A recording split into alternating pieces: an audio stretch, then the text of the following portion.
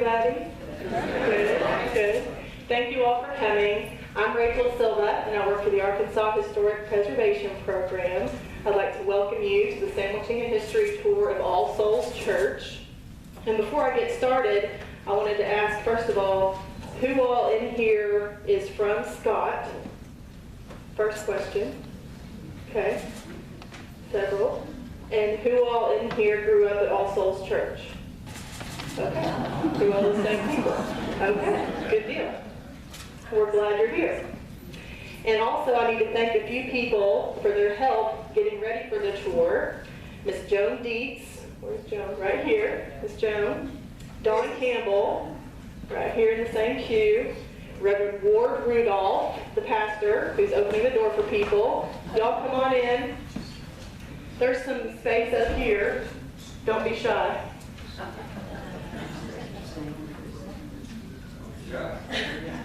Don't be shy. I know you're not shy.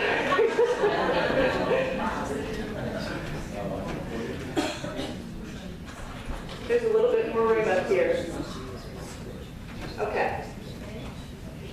Charles, there's a little bit more room up here if you want to sit. No, I don't want to sit up there. Okay, well then we'll go on. And also I want to thank George West. Did he walk out the door? Okay, well, doggone it. I wanted to thank George West for his help as well. For any architects in the audience, this tour is worth 1 hour of HSW continuing education credit through the American Institute of Architects. And if you're interested in getting that, you may see me after the tour.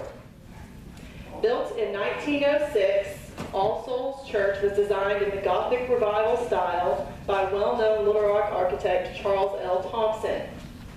The church was constructed to serve the planter families within a 10 to 15 mile radius of the Scott area who realized that they were too few in number to support a church for each denomination. All Souls remains an interdenominational church today, and it's truly the backbone of the Scott community. The church was listed in the National Register of Historic Places in 1977. Located about 13 miles southeast of Little Rock, the Scott area attracted early settlers who wanted to farm the rich bottomlands along the Arkansas River. William Scott immigrated from Kentucky in the early 19th century, and his son, Conway Scott, was born here in 1815. By 1862, the Scott family owned 2,000 acres, 10 slaves, and other property valued at almost $38,000, which today would be equal to about $911,000. Conway Scott died in 1866, just before the birth of his son, Conway Scott Jr. The Scott family owned the Elmhurst plantation on the north side of Old River Lake. And interestingly, many of you may know this, but the Scott community has several oxbow lakes formed over the years as the Arkansas River changed its course. And located about 2 miles southwest of here, as the crow flies, Old River Lake is one of those oxbow lakes. In 1881 and 82, James Paramore, owner of the St. Louis Cotton Compress Company, built the narrow gauge Texas and St. Louis Railroad through Arkansas from Texarkana to St. Francis up in Clay County in northeast Arkansas. The railroad went into receivership in 1884 and was renamed the St. Louis, Arkansas and Texas Railway. In 1886 and 87, with Samuel Fordyce as its new president, the railroad converted its line to standard gauge and constructed some branch lines to increase business. The Little Rock branch was a 43-mile section from Altimer in Jefferson County to Argenta, or present-day downtown North Little Rock. And it passed through the towns of Sherrill, England, Keogh, Pulpit, Scott, and Botham. In 1891, the railroad's name was changed yet again to the St. Louis Southwestern Railway. And because it connected St. Louis to the cotton-producing areas of Arkansas and northeastern Texas, it was nicknamed the Cotton Belt. The Cotton Belt line crossed Conway Scott's land holdings, so that stop became known as Scott's Station or Scott's Crossing. The completion of the branch line in 1887 initiated a shift in the focus of everything from the Arkansas River over to the railroad, as the primary mode of transportation shifted from river to rail. The town's name was later shortened to Scott, although many residents still called it Scott's in the 40s and 50s. By the turn of the 20th century, a thriving community dominated by cotton plantations was well established here. As the cotton farms grew in size and in number, merchants opened several general stores. The 1906 and 07 Arkansas Gazetteer reported a population of 100 at Scott, along with 6 general stores under the ownership of A.L. Alexander, W.P. Dortch, A.W. Hicks, J.N. Nixon Son. Can anybody scoot in a little bit and let these ladies sit? Thank you. J.N. Nixon Son, Conway Scott, and G.W. Templeton, respectively. And Mr. Alexander also ran a cotton gin. The history of All Souls Church really goes back to 1880, when the old Liberty Church was erected on the north side of Scott Bayou near the present-day intersection of the Upper Steel Bend Road and Colonel Maynard Road. The Liberty Church was affiliated with the Methodist Episcopal Church South. A cemetery, later referred to as All Souls Rest, was located across the Upper Steel Bend Road from the church and contained the graves of some of the earliest settlers and church members. For almost 25 years, the Liberty Church was the religious center of the community. However, because the congregation consisted of planters and their families who came from quite a long distance over some bad and sometimes impassable roads, the church closed right after the turn of the 20th century. After a few years of having no place to worship and of holding Sunday school in people's private homes, the women of Scott took matters into their own hands. In October 1905, a community-wide Sunday school started meeting in the old Liberty Church, but it soon needed a more central location. Arthur and Otelia Alexander donated an old store building located on the present site of the Eyrie for this purpose. And for those of you that aren't from here or don't know what the Eyrie is, it's this building over here next door. And we'll talk more about that in a second. The Sunday school started out with 17 members, but increased to 80 within the first 6 months. On the first week of June 1906, the first issue of the weekly Scott's Sunday School News was published and distributed to 50 people at the Alexander General Store in Scott. Advertisers were secured to cover the expense of paper and printing. 1 year later, in June 1907, the publication paid for itself and also had a $100 surplus, which was then invested into the Sunday school program. The Sunday school then boasted a membership of more than 100, just 1 year later.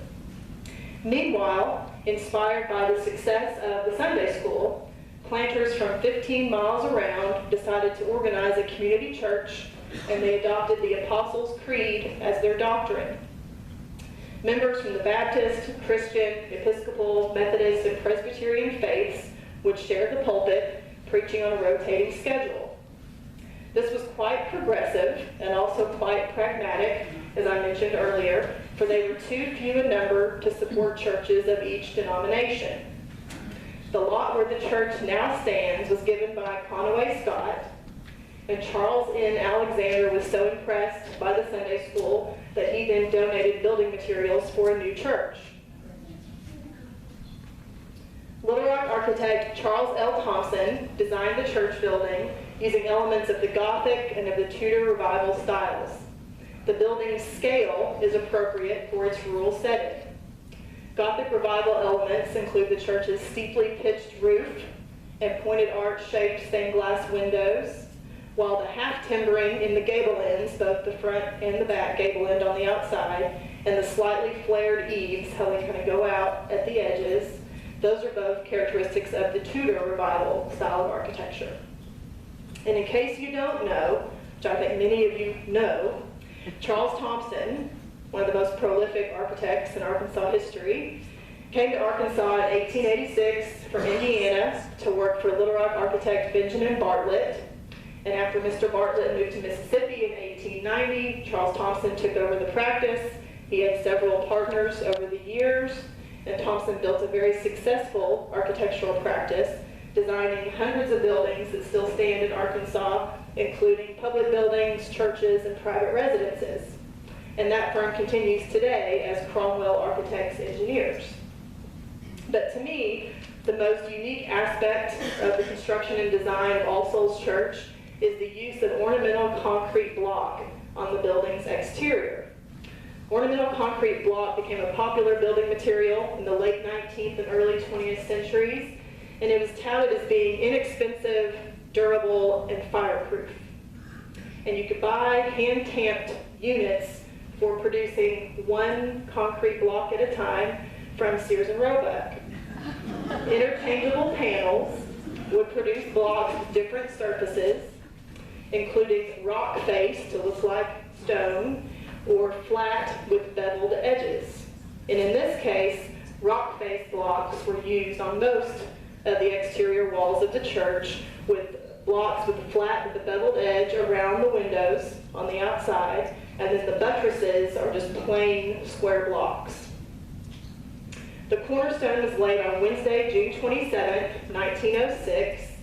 George Leifer was the builder of the church, and the first service was held here in this building on January 13, 1907, and Reverend Forney Hutchinson, a Methodist, preached the first sermon here. Organized in 1905, the Ladies' Aid Society has been instrumental in the life of the church. One of the first tasks of the Ladies' Aid Society was to find a name for the church. And Miss Blanche Alexander submitted the suggestion, All Souls, based on the first part of Ezekiel chapter 18, verse 4, which reads, "Behold, all souls are mine." Upon the church's completion, the Ladies' Aid Society paid $600 in cash, which would be equal to about $16,000 today, for the pews that you're sitting on, the pulpit, and the pulpit chairs. You see the old pulpit chairs. The stained glass windows are original to the church, and in order to give the young people of the congregation a feeling of ownership in the new church building, the children's Sunday school class, which was called the Little Church Mice, they had a penny drive to raise money to pay for this window, to pay for the Good Shepherd window in the back wall of the church. The ministers at All Souls rotated each week from 1907 until 1934, when the congregation called Ralph Eckert, a young ministerial student from Oberlin College in Ohio, to pastor the church for the summer months. And that fall, M.L. Gillespie, a Presbyterian minister, came to pastor here at All Souls. He wrote the church's constitution, which was adopted January 14, 1935. Mr. Gillespie was only at All Souls for a short time, and since his departure in 1935, All Souls has been served by a number of pastors from the Baptist, Methodist, and Presbyterian faiths. And the current pastor I told you at the beginning is Reverend Ward Rudolph, who's standing back here in the vestibule. Now, a funny story I wanted to tell because I thought it was amusing, and it sounds like something that I would have done whenever I was a kid in church. Or maybe I really did. A former pastor at All Souls has a habit of using the same two adjectives in all of his sermons. Everything was either marvelous or it was amazing. And so the church youth would sit in the back pews and keep track of how many times he said either marvelous or amazing. And I'm sure they got tickled. It was in the late 1930s that All Souls got its Hicks pipe organ, and Scott native Lucille Bland West Swan served as pianist and later organist at All Souls from the time she was 14 years old until she was 87. Lucille died in 2008 at the age of 93, and she was George West's mother. Who, George, you walked out whenever I thanked you earlier. Thank you. And George kindly, he's up in the balcony, he kindly let me borrow copies of his mother's scrapbook about Scott and All Souls Church, which is fantastic, by the way. And the copies are out here in the vestibule if anyone is interested in looking through those pages after the tour. The sanctuary was remodeled in 1948 at the urging of church member Margaret McCain Campbell, Don Campbell's mother, in preparation for her daughter's wedding. She wanted things to look right. 3 panels that depicted an Easter scene used to be right here below the Good Shepherd window, and those were covered up during the remodel. And the chimney on the right side, this one, that's the original chimney, and it's an actual chimney.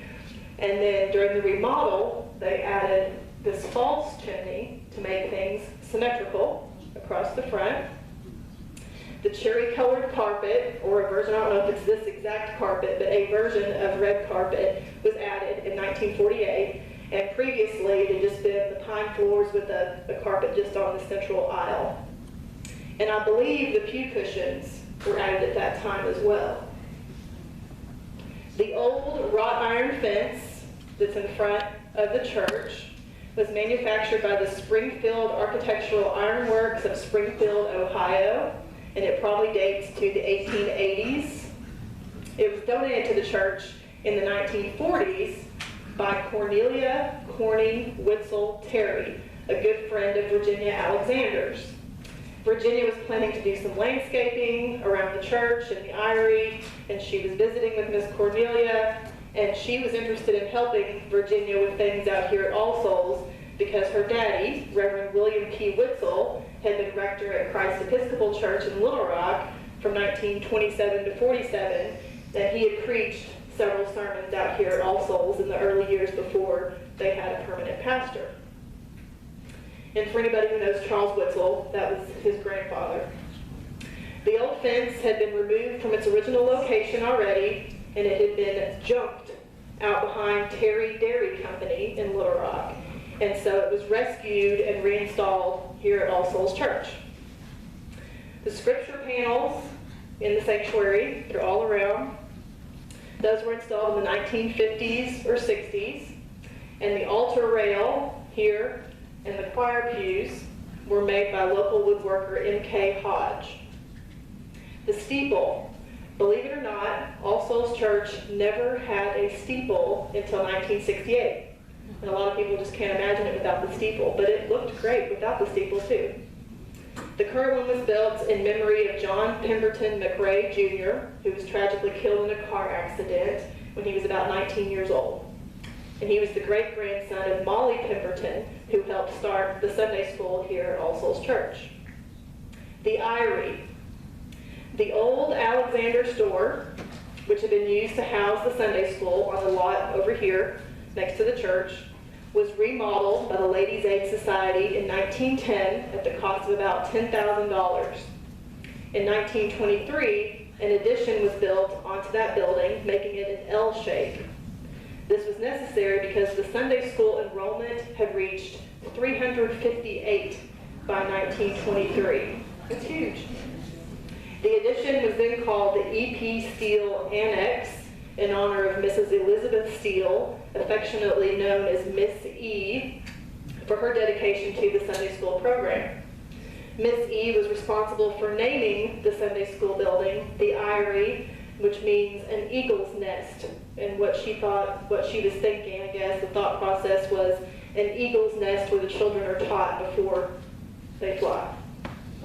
She was the longtime Sunday school superintendent, and she instituted the graded system of Sunday school classes. And the old Eyrie was remodeled in the mid-1950s by the Little Rock architectural firm of McAninch and Manker.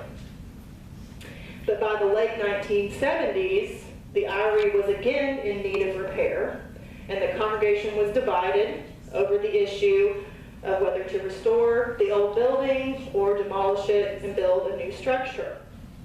The congregation voted in 1977 to demolish the old Eyrie, but a group called Friends of the Eyrie formed in opposition.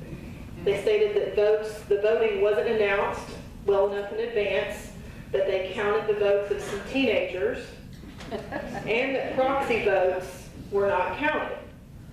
And they filed a lawsuit against the church to try and halt the demolition of the old Eyrie. In July 1978, Pulaski demolished. It was partially demolished by Ernest Brooks of North Little Rock, who also served as the contractor for the new building.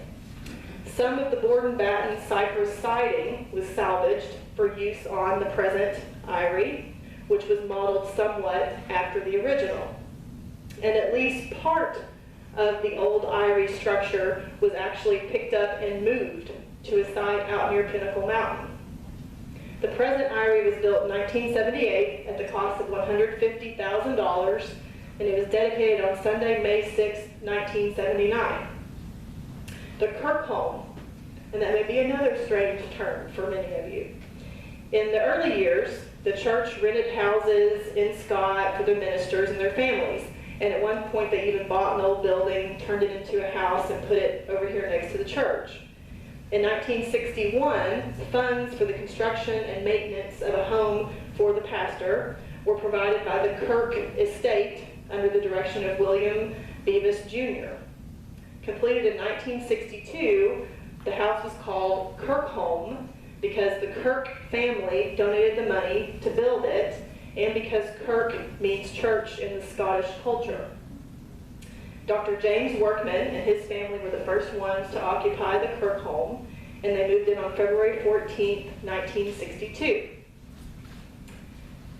Now, All Souls has had some interesting and infamous guys serve as pastors over the years, including James K. Uncle Mac McCrell, who was pastor here from 1936 to 39, and Wesley Pruden Sr., who was pastor here from 1942 to 47.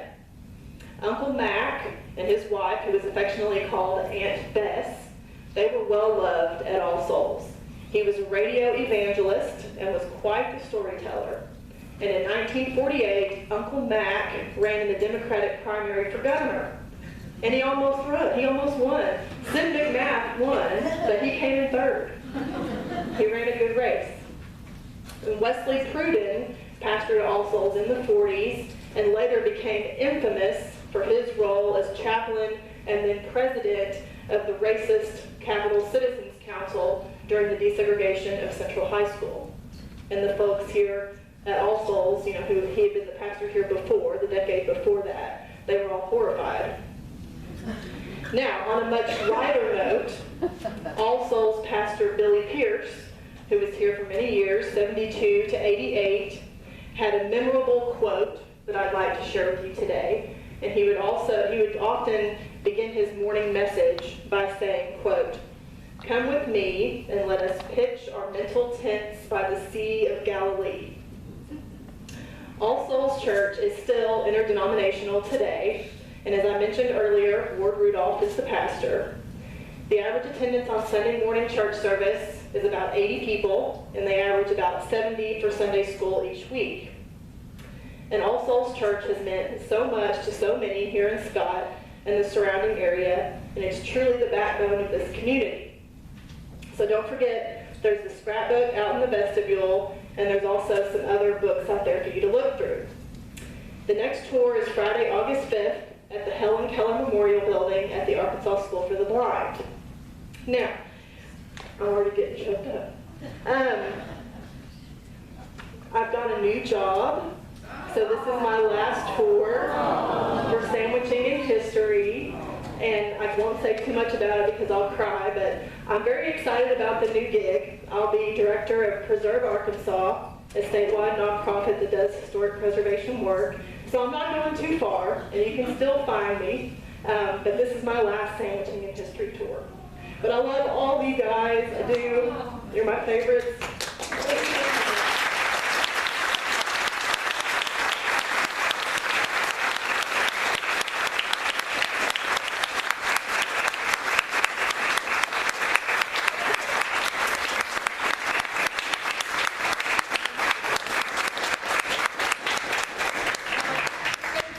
You guys are so sweet.